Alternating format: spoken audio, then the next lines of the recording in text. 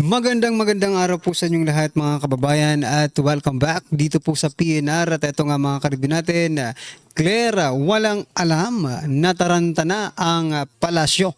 Yan mga kababayan, patungkol po riyan ang ating aalamin at bibigyan ng komento ngayong araw na ito. Pero bago pong lahat, kung bago ka pa lang at di pa po nakapag-subscribe sa ating munting channel, please don't forget to subscribe. At palike na rin po ng video ito. Maraming salamat po. At eto na nga, simulan na po natin to. Sawa ang bayan ko sa magnanakaw na tao.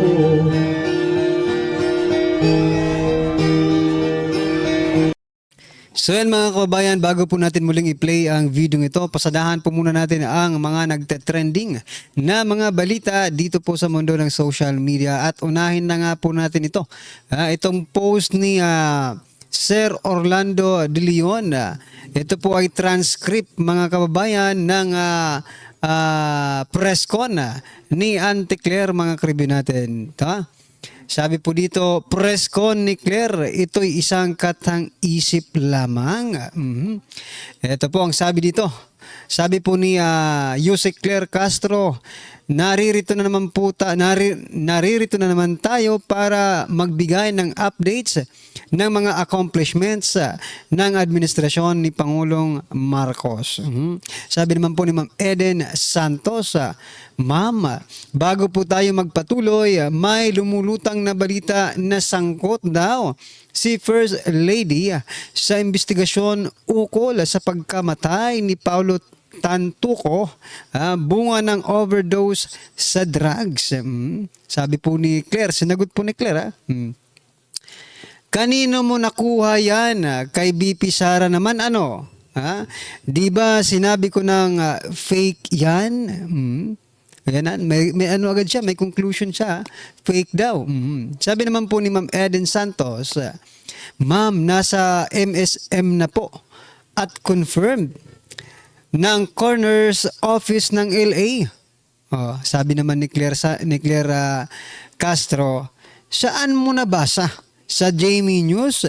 Di ba wala? As in, wala sa Jamie News. Pag wala sa Jamie News, ibig sabihin walang nangyari. Next question please. Sabi naman po ni Ma'am Eden, Ma'am, follow up po. Nasa news po ng ibang media. Sabi naman ni Claire Castro mga karibyo natin, fake news yun. Jamie lang ang totoo. JMA lang ang totoo. Hawak ko mismo, sabay wagayway ng kukumban na makapal ang report. Wala. Wala as in walang laman. Claire. Sabi naman po ni Claire, ito si Claire pa rin gusto maban? Sige, tanong ka pa. Nako po, talaga oo. Kahit anong tago ninyo dito sa isyung ito, lalabas at lalabas to no? Mas maganda, mas maaga, umamin na lang kayo, di ba? Hindi pa nakakahiya, di ba? Although nakakahiya to, pero di ba? Kung todo kayo sa pagdi-deny, wala rin, di ba? Alam na ng taong bayan, bakit nyo pa i-deny? Nagmumukha kayong sinungaling. Sa bagay, mga mukha naman kayong sinungaling. Anyway, ano po ang inyong masasabi dyan mga kababayan? Nataranta na si Auntie Claire, mga karibyo natin. Alright? Ito pa. Sabi naman po ng isang political analyst na si Ma'am Malua Tikia, we demand a hashtag hair follicle drug test for first family and cabinet before fourth SONA. Agree po ba kayo dito sa gustong mangyari ni Ma'am Malu Tikia mga kababayan na magkaroon ng hair follicle drug test ang first family and cabinet members before the fourth SONA? Aba syempre, agree po tayo dito mga kababayan sapagkat kung tayo naman ay naghahanap or di ba naghahanap ng trabaho, it is being required ng ating mga employer na mag-undergo ng drug test.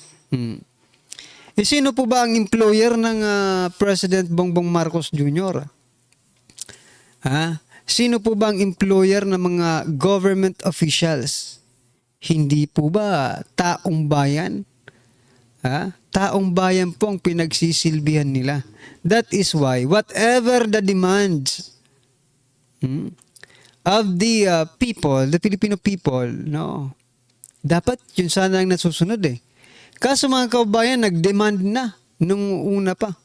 Panahon pa po ni Agent Morales nang pumutok po yung issue na yon, no? Ang taong bayan nag-demand na po na hair follicle drug test. Wala namang nangyari. Ngayon pa ba na isang political analyst po lang at hindi sambayanan. Anyway, kasama na po tayo dito, pero ang problema, ayaw nga nila. Ayaw na magpa-hair follicle drug test. Anyway, ano po ang inyong masasabi dyan mga kababayan? I-comment nyo na lang at eto ang matindi May resulta na.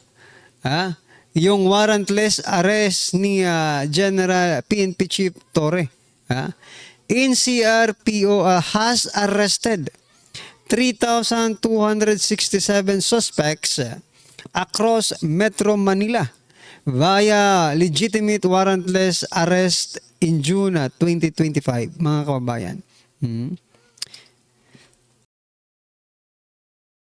So ano pong mangyayari dito? Kukulong nyo po ba yan? Or palalayain nyo rin? No? Oo. Kung ikukulong nyo yan, pakakainin po yan ng ating gobyerno. Di dagdag po yan sa pakakainin ng ating gobyerno, mga kababayan. Pero kung talagang may mga kasalanan ito, di good, di ba? Pero kung paramihan lang ng warrantless arrest, ang purpose nito, mga ka-review natin, dapat yung mga nag-aresto na mga pulis, ang magpakain dyan, hindi ang taong bayan. Di ba? Kasi paramihan lang kayo eh. Di ba? Paramihan kayo ng maaresto. Oo. Ano nyo naman? Parang tukhang, di ba? I-video naman yun naman. Magpakita kayo ng mga video, no? Na warrantless arrest, no? Like nang ginawa ng tukhang, di ba? Tinutok-tok, kinakatok, kinakausap, ganon. Ganon din ang gawin ninyo para may ebidensya. Hirap lang, puro lang tayo figures eh. Kahit umabot pa yan ng 100,000 suspects na mga naaresto ng sinasabi niyo yung legitimate warrantless arrest, useless kung hindi makikita ng taong bayan. Di ba? Ipakita nyo na talagang yan. Ito ginagawa namin, warrantless arrest. Walang pumipigil sa amin. Kami ang batas. Di ba? Anyway, ano pong inyong masasabi dyan mga karibin natin? What I'm trying to point out, nakarami na pala sila. No? 3,000 na po ang kanilang na-arresto. Alright? Ito po mga karibin natin, pasadahan din po natin ito. Sabi naman po dito ni Representative Paulo Ortega, we agree with what Undersecretary Claire Castro said. The President is pro-Philippines. The Dutertes are, as we've all seen, are pro-China. Na naman kayo pag wala na kayong maitira, pag wala na kayong maibato sa Duterte, bumabalik kayo sa pro-China. Di ba? Biruin mo mga kababayan, may build. Nakaraos noong pandemic. Napakarami po ng kanyang ipinagawa ng mga infrastructure. Okay? Ngayon, kung yan po ang sinasabi niyong pro-China, nagkaroon ng war on illegal drugs, naging safe ang Pilipinas, naging safe ang pakiramdam ng mga Pilipino. Diba? Tuwing lalabas. Ngayon, ang tanong mga kababayan, kung yan ang basihan ninyo para tawagin ninyong pro-China, ang mga Duterte, kung yan ang mga nagagawa ng isang pro-China, ako personally mga kababayan, kung mag-pro-China ang mga Duterte, kung yan po ang iniisip nila. At sa dami ng ginawa, yan pa ang ikaano nila.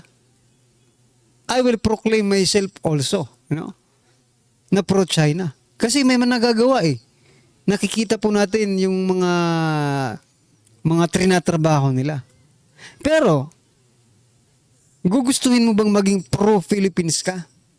Kung kaliwat ka ng utang naman, korupsyon sa ating bansa, hindi man lang nababawasan. Pinagsisinungalingan ng taong bayan. Puro drama ang ginagawa. Tuni-tunilada ang nakukuha. Wala namang taong naaaresto. Di ba? Oh. Kung yan ang sinasabi mong pro-Philippines, di bali na pong maging pro-China. Di bali na lang pong maging pro-China. Representative Paulo Ortega. Di ba?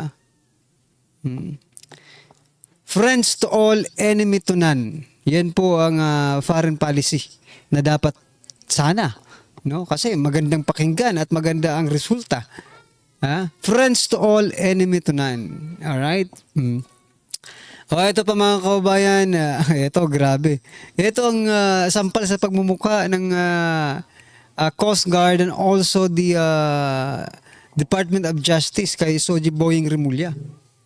Mismong mga tao na nakapaligid sa Taal Lake hindi naniniwala na buto ng tao yung kanilang na-recover. Sacks of recovered in Taal could be fish cage anchor. Ayon po yan sa mga residents. Biruin mo yan mga karibino natin, Pati yung mga nakapaligid, yung nakatira doon mismo sa Taal Lake, ay hindi naniniwala na ito ay buto ng tao. Pero sila, isang tingin lang nila, tao ito, tao. So, Jiboying Rimulya, also the Coast Guard, di ba? Sinasabi nila, tao to, buto ng tao. Pero yung mga residente ayaw maniwala. Idaan nyo muna sa masusing examination, bago kayo magsabi na, tao nga, confirm, Hindi yung isang tingin nyo lang tao agad, di ba? Hindi naman kayo mga bone expert. Yung mga bone collectors ka, nagsasabi na hindi yung tao di ba? Anyway, ano pong inyong masasabi dyan mga kababayan? I-comment mo lang. At eto, last po natin pag-uusapan bago po natin i-play yung video. Sabi po dito ni Atty. Harry Roque. Manang ay may pagkakataon mo na itong patunayan sa mga DDS na talagang ikaw ay kakampi ng mga Duterte. Ikaw na ang humingi sa iyong kapatid na magpagamot, rehab. At ibigay ng liderato ng bayan natin sa walang karamdaman gaya ni BP Sara. Ito hinamon po ni Atty. Harry Roque sa Senador Amy Marcos. Napatunayan ang paggamit di umano ng illegal na droga ng kapatid na si Pangulong Ferdinand Marcos Jr. Siyempre, kapag ginawa po ito ni Senator Amy Marcos, walang duda na. Talagang para sa bayan talaga itong si Senator Amy Marcos. Okay?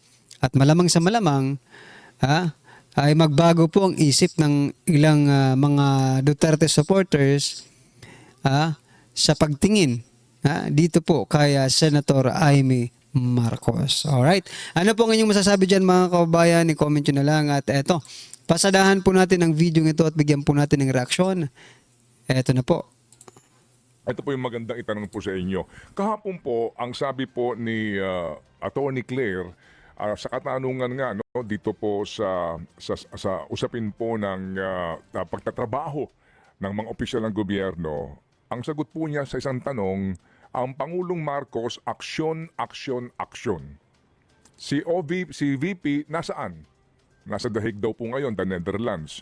So, ang Pangulong Marcos po daw, aksyon, aksyon, aksyon, habang yung iba nagbabakasyon. Pwede ho ba namin kayong hingian po ng opinion o kasagutan sa ganun pong uri ng statement ng Malacanang tungkol po sa pagpunta ni VP Sara sa The Hague ngayon? Yes sir, opo. Pwede naman po. Yun na nga, sir. Actually, I think this is also parang I take it upon myself na naging personal objective ko na rin to highlight ano ba ang ginagawa ng Office of the Vice President. Kasi nga, alam naman po natin na ikalawang Pangulo, under the Constitution, wala po masyadong naging functions na naka-enumerate dyan. Pero bilang the second highest in the land, automatic po na kung ano yung mga obligasyon ng presidente, yun din po ang obligasyon ng vice president, hindi ba? Hindi lang po masyadong na-emphasize, hindi lang masyadong nailalabas. And with us now on board, ito po talaga yung objective. Bakit po rin ako nandito sa OVP? On the issue na nasa Hague po si ma'am, si Vice President, sir, kahit naman po siguro sinong anak, kung pwede na lang, hindi ka na nga umuwi. Kung pwede na lang, doon ka na matulog sa loob ng kulungan para masamahan ang tatay mo na 8 years old na nakakulong sa ibang bansa. It is now, ito po yung, kasi syempre, ilan po yung anak ni PRRD, they take turns kasi lahat po sila nagtatrabaho, yung bunso nag-aaral pa. They take turns in going to visit the father. And this time, umikot na naman po yung kanilang rotation. This time, kailangan niya na naman. And hindi ko po alam sir kung bakasyon mo matatawag yung pagbisita sa kulungan. So, hindi ko po makita na bakasyon yung ginagawa ni Vice President Duterte. And hindi po dahil nandun siya sa Dahig ay natutulog yung opisina. Hindi po dahil nandun siya ay lahat po ng tao ay komprente na hindi gagalaw.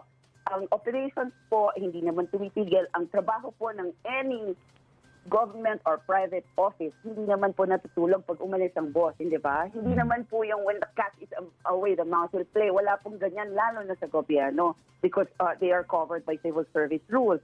And there are competent and able people in the Office of the Vice President na kayang gumawa ng trabaho kahit wala si Vice President. Opo. And the Chief of Staff, of course, is there supervising everything. Pag lang po may mga important decisions, it has to be cleared with the Vice President, Okay, of sige course. po. Sir. So, opo. Yes, sir. Ma'am, ito ho bang biyahe ni VP Sara sa The Hague ay cleared by the Office of the President? Meaning, di ho ba tumihingi ka dyan muna ng clearance? Ito ho ba ay official travel or leave? It's a personal travel, sir. It's a personal leave. Lahat po ng biyahe ng Vice Presidente, whether official or personal, meron pong travel authority from the Office of the President. So meaning ito pong biyaheng ito ay cleared, ano po, itong travel na ito ng OP? Yes, sir. Yes, sir. Opo, Opo. opo. Meron po ang pirmado na travel authority. Opo. Ito ho bang travel na ito, ma'am, ay gastos po ng OVP, meaning government fund ho ba ito? Personal funds po ng pamilya at ni Vice President mismo as Sara Duterte, the daughter. Hindi po Sara as the vice or Sara as the politiko, hindi po. Opo. Mas mainam po itong maiklaro. Ang pamasahe po ni VP Sara dito, ang kanyang stay doon ay personal na gastos ng mismong Vice Presidente. Yes, sir. Opo. Opo. Kapag ho ba siya nabiyahe sa ganyan, at sabi nga po ninyo, napaka-importante po, no, kasi bilang isang anak, gusto mong makita ang iyong ama, lalo na nga po sa edad at sa kanya pong medical condition. Meron ba siyang mga kasamang staff dito, bodyguard o anuman po na maaring ang gumagasta ay bayan? Wala po siyang kasama na personal staff niya, I mean official staff from the Office of the Vice President. Pero ang security po, kasama. Yun lang po, kung meron man ang gastos ng gobyerno, yung kanyang security, to also secure her person. Kasi ang pagiging vice-presidente niya po, hindi niya naman matatanggal sa katawan niya until the end of her term. So she's vice president 24/7 anywhere in the world na obligasyon din naman po ng gobyerno natin na proteksyonan siya. Yun lang po if there is any na gastos po ng gobyerno dyan, sir. Okay, sige po. So para po mas klaro yan. Ngayon ma'am, habang naandun po ang Vice Presidente, kumusta po ang inyong proposed 2026 budget dahil submission na po ito ngayon? Opo, na-submit na po yan, sir, earlier this year. Nakapag-advise na din po ang Department of Budget and Management kung magkano yung final na in-approve nila. Ang 7 Ayan mga kaubayan, medyo napapahaba po yung ating pakikinig, no? Pero kung pakikinggan mo mga kareview natin, versus sa pakikinig po, no? Dito po sa kay Auntie Claire, di hamak na may sense magsalita. May intelihente, no, mga karibyo natin, yung pagsasalita ng bagong spokesperson ni Vice President Sara Duterte. Kisa po dito, sa bumabanat ng banat lang, kahit wala ng sense yung sinasabi niya, di ba? Na si Auntie Claire. O, di ba? Palakpakan po natin, mga karibyo natin. Ano po ang inyong reaksyon, opinion patungkol po sa video ito, mga karibyo natin? I-comment nyo na lang po. Maraming salamat. Please don't forget to like the video. Maraming salamat po. Sawa na ang bayan ko sa magnanakaw na tao.